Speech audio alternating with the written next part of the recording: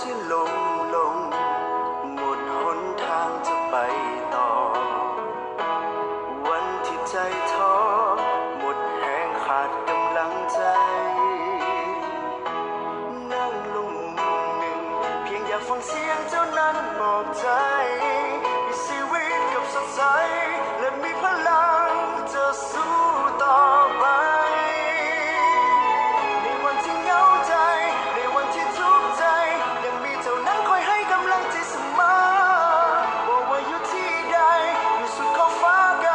บอกมีแต่ครั้งที่เจ้าจะไปให้ใจคอยเหงาเจ้าคือคนเดียวที่ทำให้ชีวิตมีความหมายปลายทางที่แสนไกลเจ้าคือให้กำลังที่ทำให้คอยเดินไปบอกว่าวันนี้จะทุกข์เท่าใดเพียงใดยินเสียงเจ้านั้นข้างๆกายอุปสรรคก็พังทลาย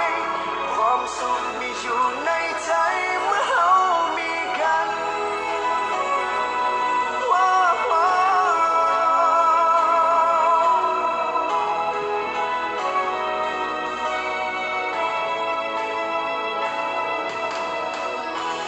วันที่หัวใจสุขสมมีคนที่เข้าใจเจ้าคือคนเดียวบ่เคยห่างกันไปไกล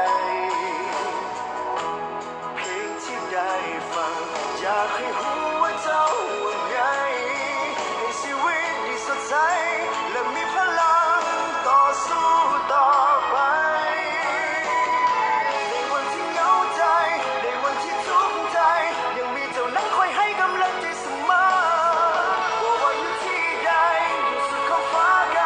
บอกมีแต่ครั้งที่เจ้าจะไปให้ใจคอยเหงาเจ้าคือคนเดียวที่ทำให้ชีวิตมีความหมาย